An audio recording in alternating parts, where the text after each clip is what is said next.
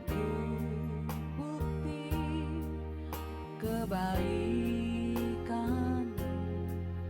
hidupku bukti kasih-Mu, hidupku telah ditebus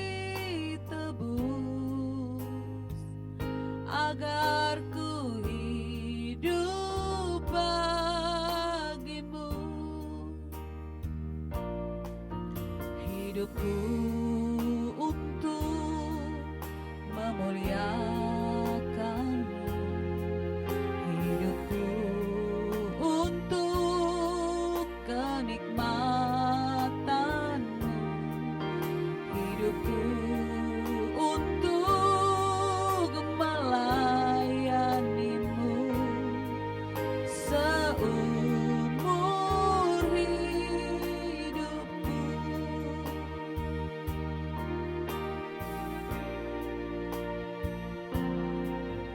Hidupku bukti kebaikan-Mu, hidupku bukti kasih-Mu, hidupku telah ditebus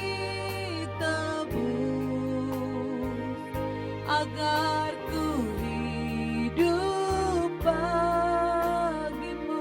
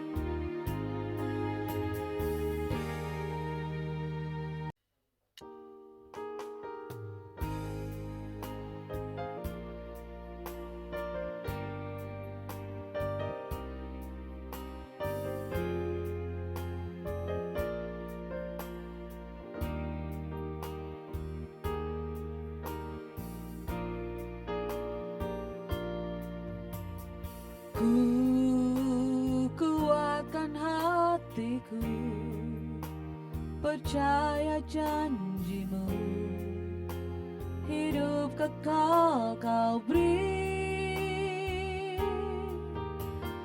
kepada hamba-Mu yang setia, selamanya bersama-Mu.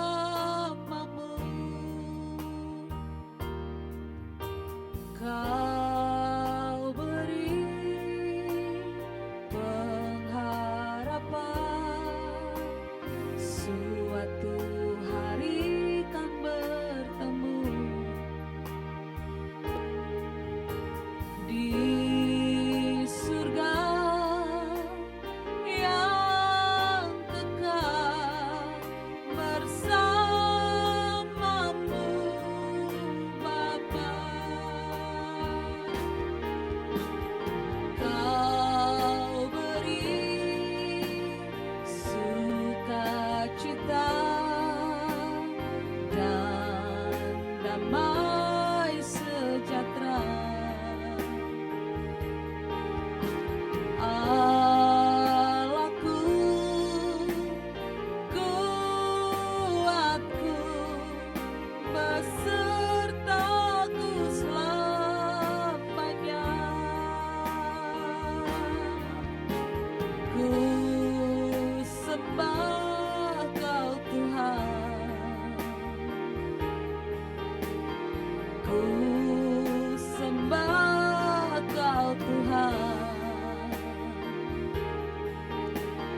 Nama-Mu dimuliakan dalam hidup dan matiku.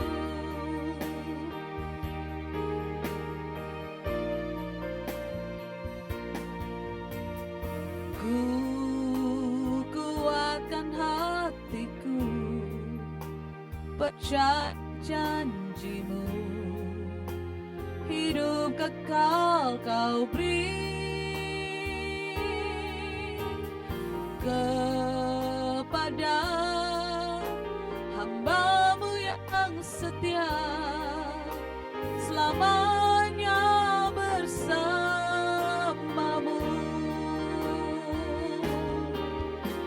Kau beri pengharapan, suatu hari kan bertemu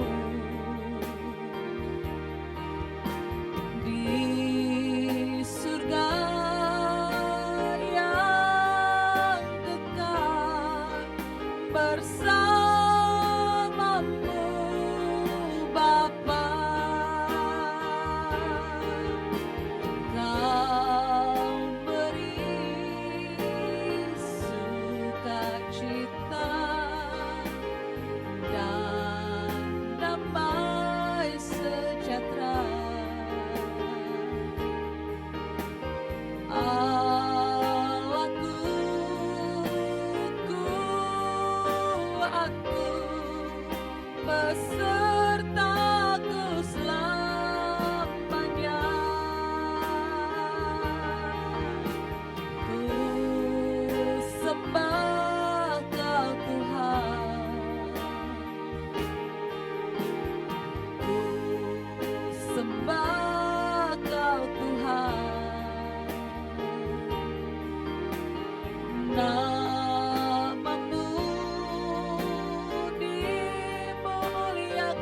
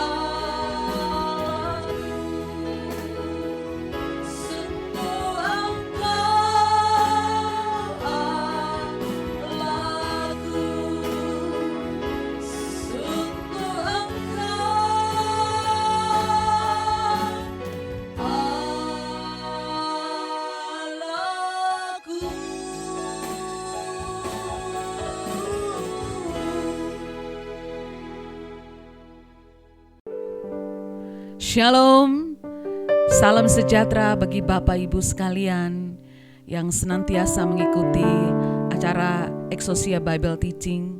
Senang kita berjumpa kembali dalam minggu ini, di hari ini, dan kita bersyukur penyertaan Tuhan selalu ada dalam kehidupan kita. Amin. Dan marilah kita mempersiapkan hati untuk beribadah kepada Tuhan, masuk dalam hadirat-Nya yang kudus, agar kehidupan kita semakin diubahkan dari hari ke hari. Kita akan nyanyikan pujian ini, Aku Memilih-Mu Tuhan. Engkaulah satu-satunya Allah dan Tuhan. Bagiku, bagi keluargaku, bagi semua orang yang aku cintai, Engkaulah segalanya.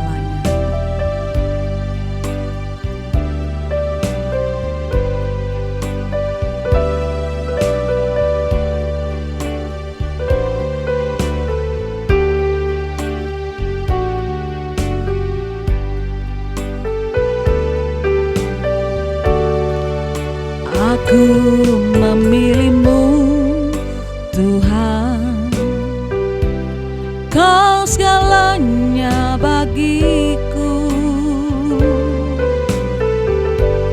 Ku mengenakan hidup-Mu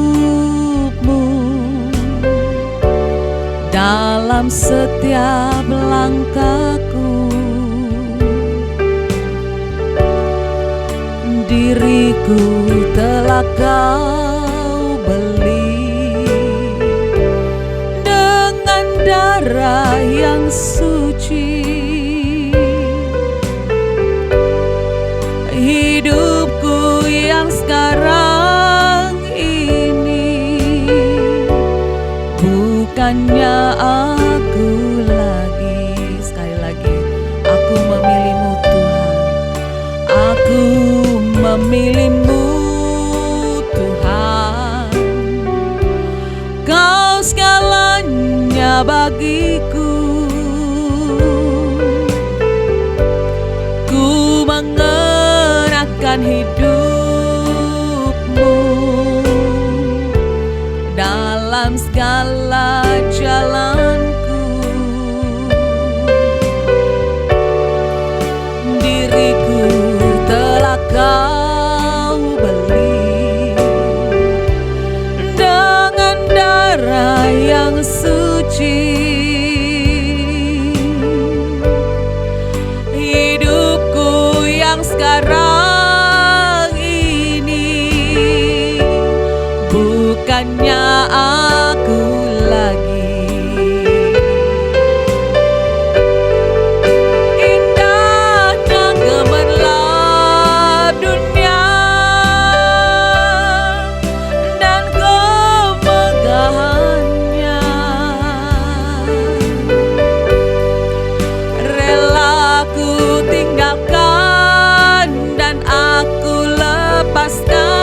Tak ku ingin lagi.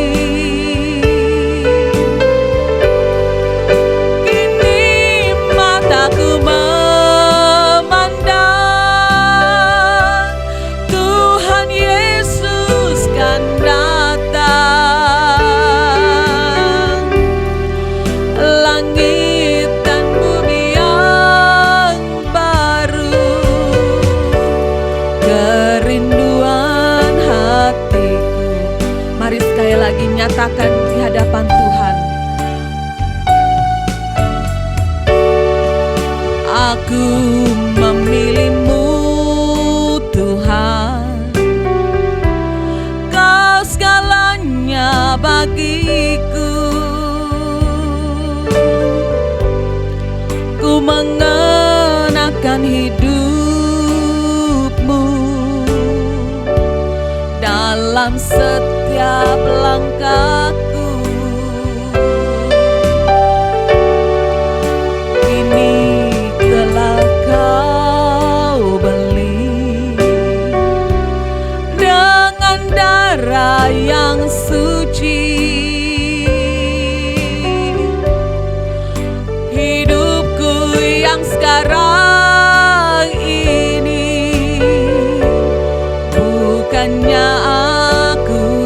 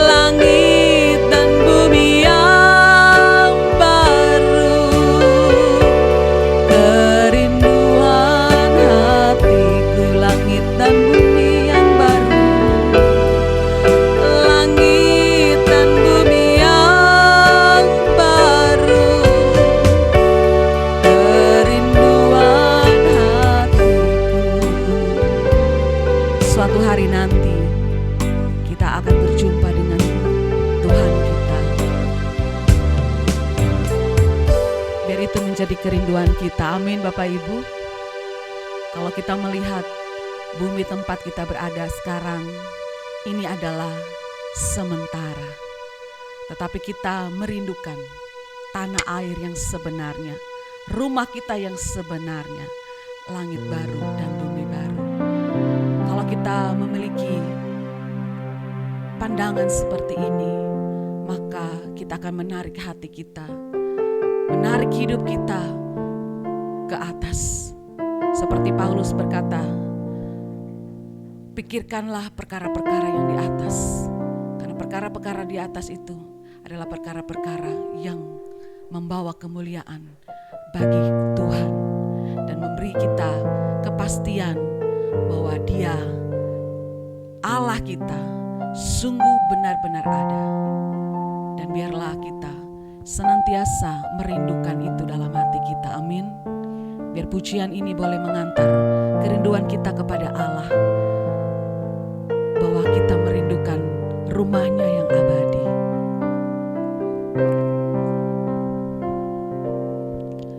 Ku tatap langit di atasku, ku lihat jutaan bintang yang terang. Ku tahu rumahku di salah satunya,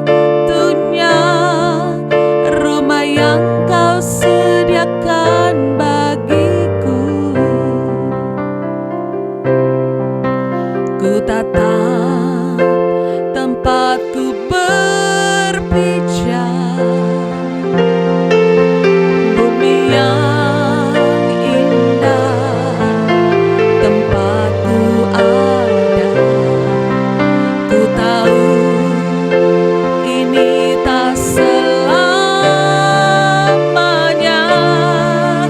ini bukan rumahku. Suatu saat nanti ku tinggalkan semua, ku pulang ke rumahmu Bapa. Suatu saat nanti kita akan berjumpa, tak ada yang dapat memisahkan kita selamanya.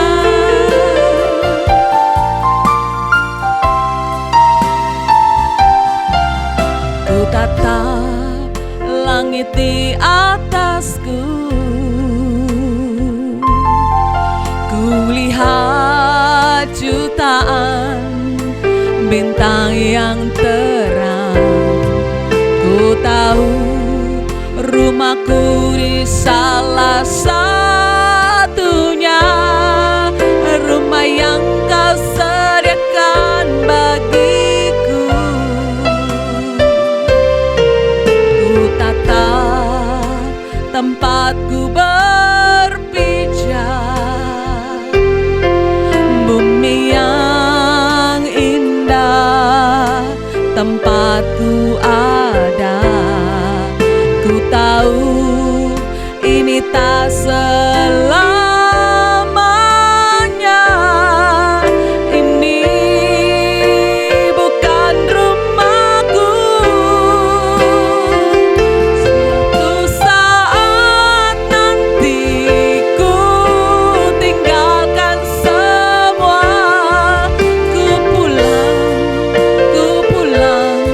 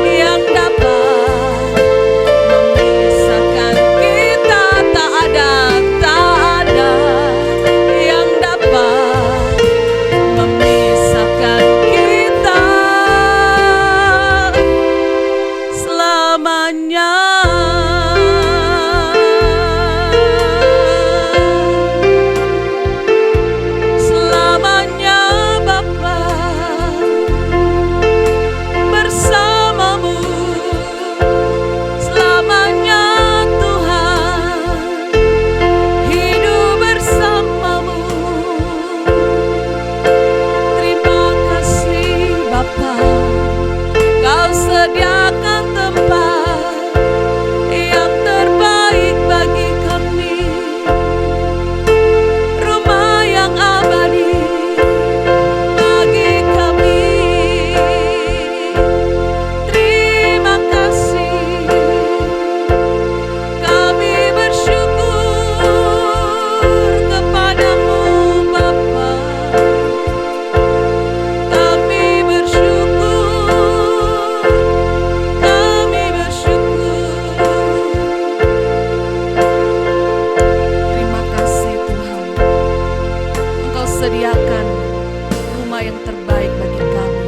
Setiap orang yang hidupnya berkenan di hadapan Tuhan, setiap orang yang melakukan kehendak-Mu, setiap orang yang mengerjakan pekerjaan-Mu dan menyelesaikannya, setiap orang yang setia sampai akhir, setiap orang yang bertahan sampai kesudahannya. Kiranya Tuhan memberkati kami, agar kami memiliki iman yang terus kami pelihara sampai hari kedatangan-Mu.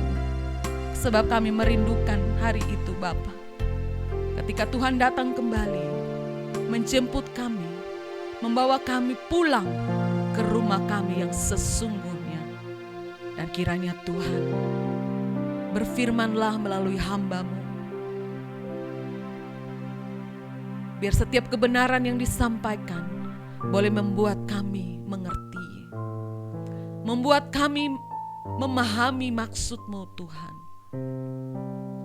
agar kami tidak menyia-nyiakan kesempatan hidup kami di dunia ini, tetapi kami berlomba-lomba masuk dalam pertandingan yang Tuhan telah sediakan bagi kami. Pertandingan iman yang harus kami selesaikan sampai akhirnya.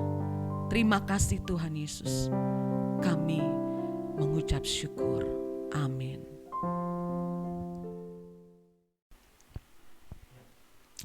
Shalom Bapak Ibu. Baik, saya akan melanjutkan serial khotbah saya pada minggu yang lalu dalam Exousia Bible Teaching pada sesi yang ketiga dari tema besar kita, kemerdekaan cinta. Nah, minggu lalu saya sudah pernah sempat membahas satu undang-undang Allah, yaitu undang-undang kasih. Nah, sekarang saya akan melanjutkan dalam bahasan berikutnya, yaitu satu keadilan Allah, dan itu adalah keadilan kasih. Nah, sebelum saya menjelaskan ini, saya perlu menyampaikan satu konsep. Bagaimana kasih dan keadilan dipertemukan? Bagaimana supaya kita bisa memahami bagaimana Allah menyatakan kasih-Nya, tapi bagaimana juga Allah menyatakan keadilannya. Tentunya kalau ini tidak dipahami, maka seolah-olah Allah memiliki dua kepribadian. Di satu sisi Allah mengasihi, satu sisi Allah mengadili.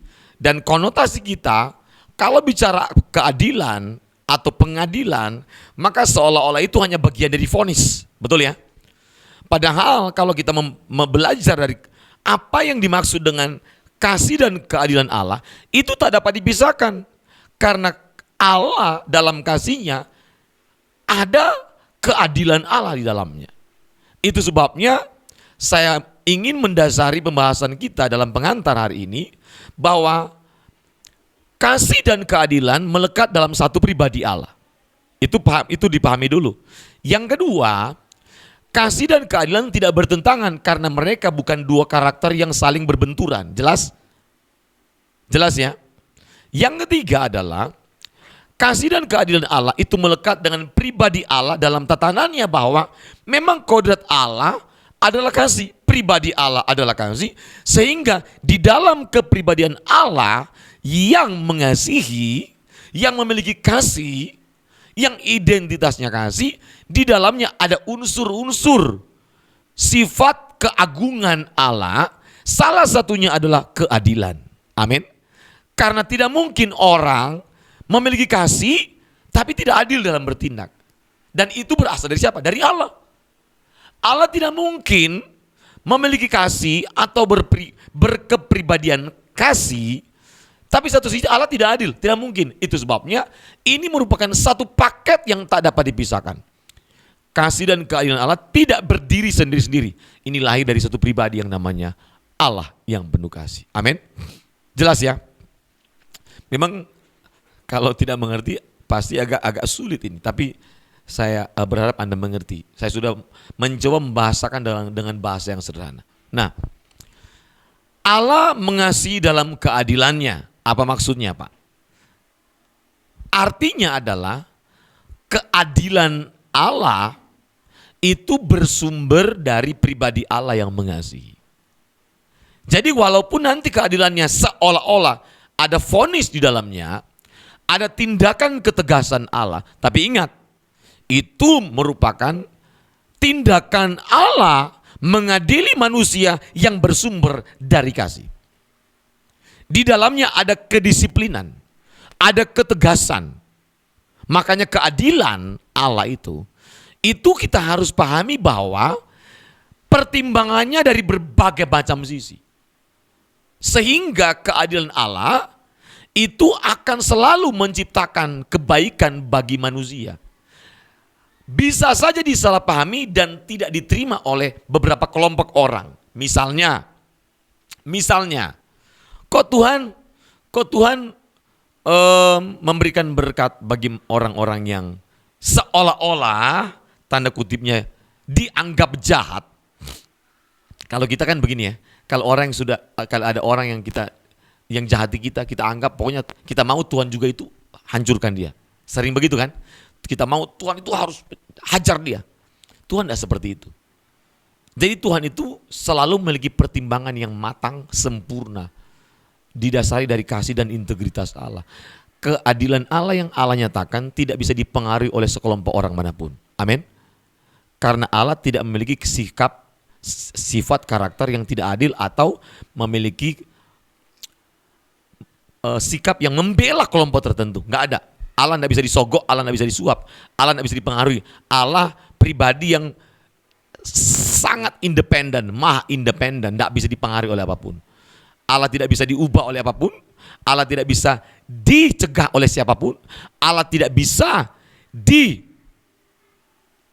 oleh siapapun. Ingat baik-baik itu. Jadi artinya kalau Allah mengasihi dalam keadilannya, itu hanya melekat dengan pertimbangan Allah sendiri. Dan pasti pertimbangan Allah itu sudah maha sempurna, tidak perlu penasehat. Amin. Amin.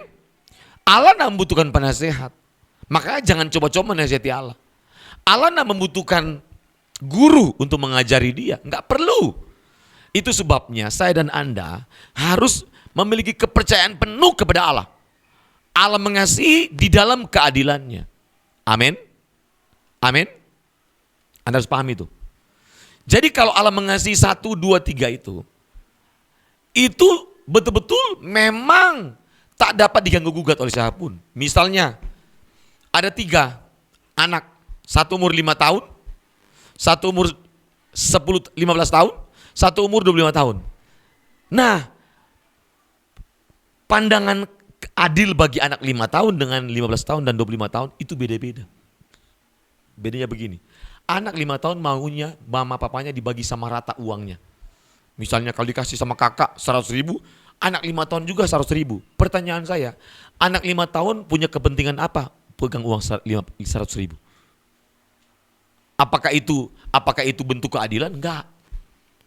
Anak 5 tahun enggak butuh uang. Kalau 15 tahun mungkin mau beli kepentingan, misalnya buku catatan ya kan, buku cetak segala macam.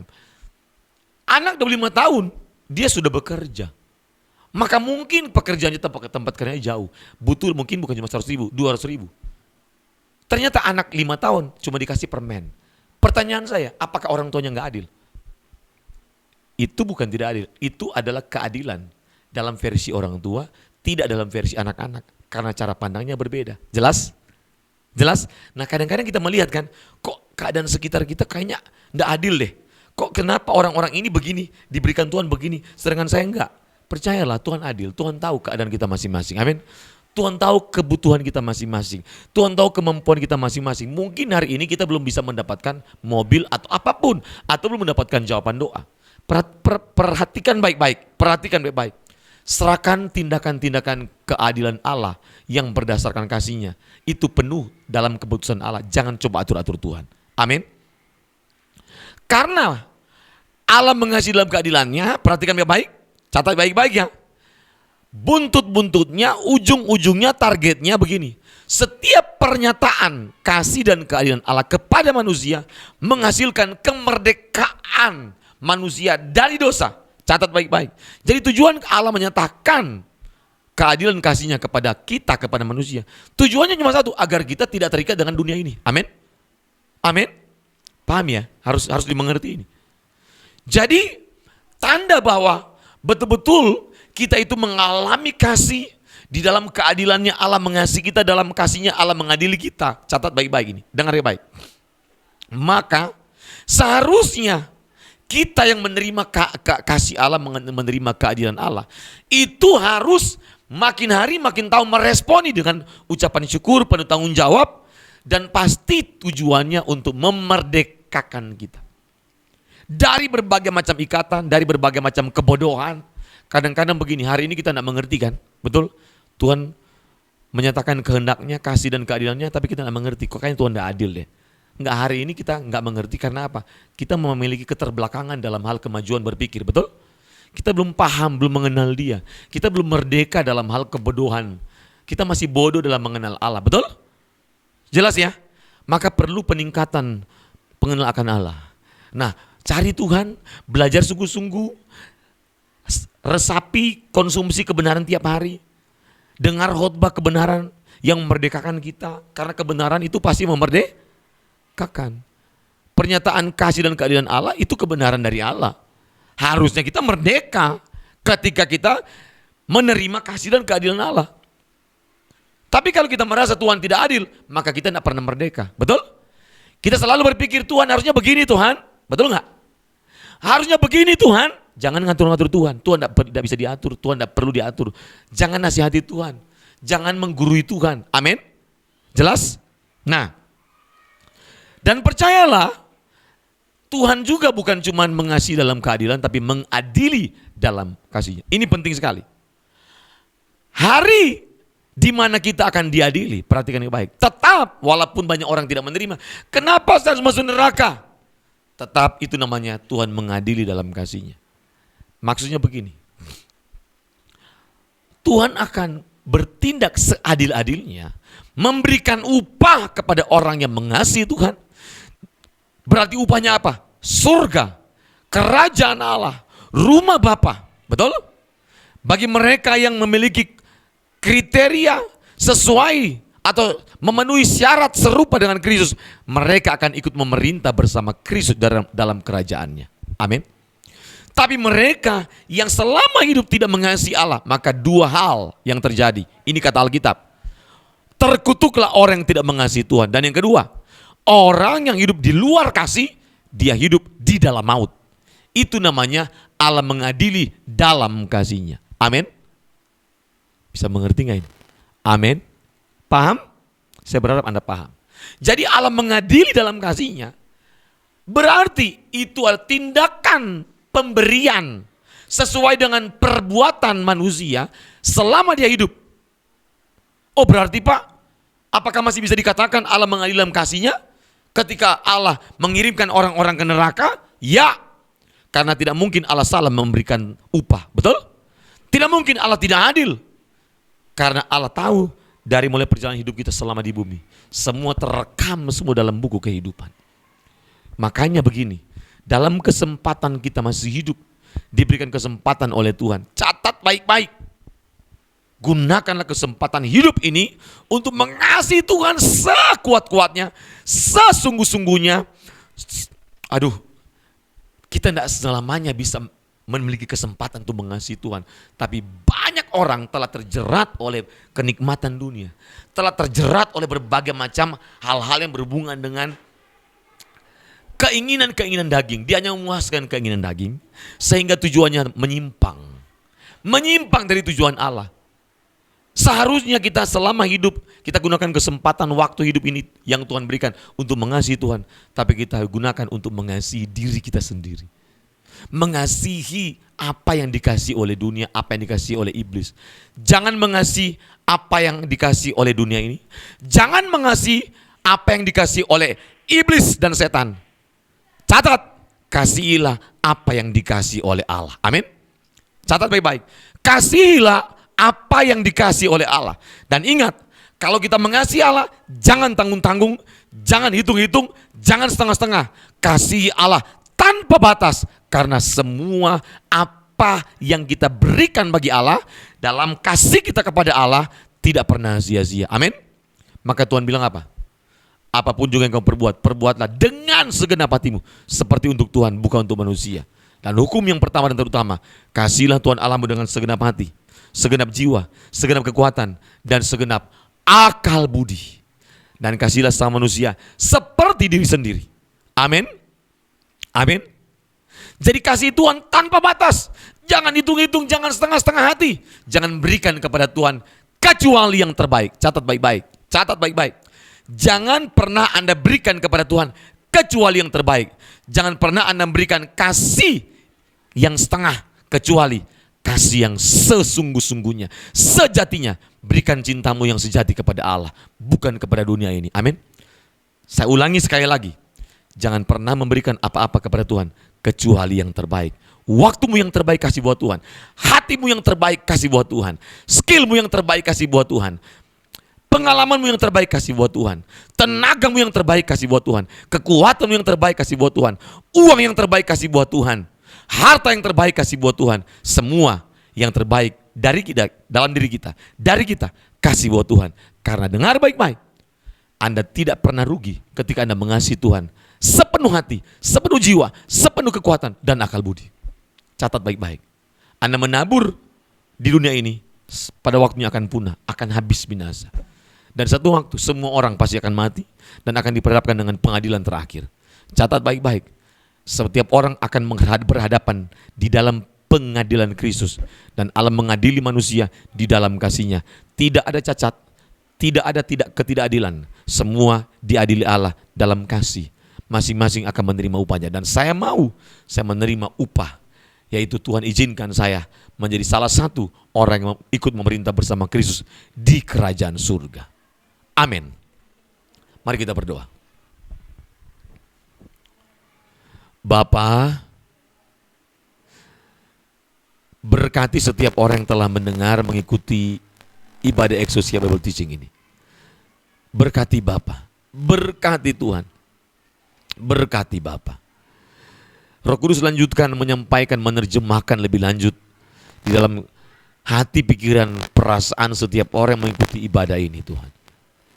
Dan Tuhan juga berkati program ini, Exousia Bible Teaching, menjadi program yang penuh berkat, menginspirasi, mencerahkan, mengajak setiap orang mengasihi Tuhan dengan sungguh-sungguh, dan melepaskan diri dari percintaan akan dunia ini.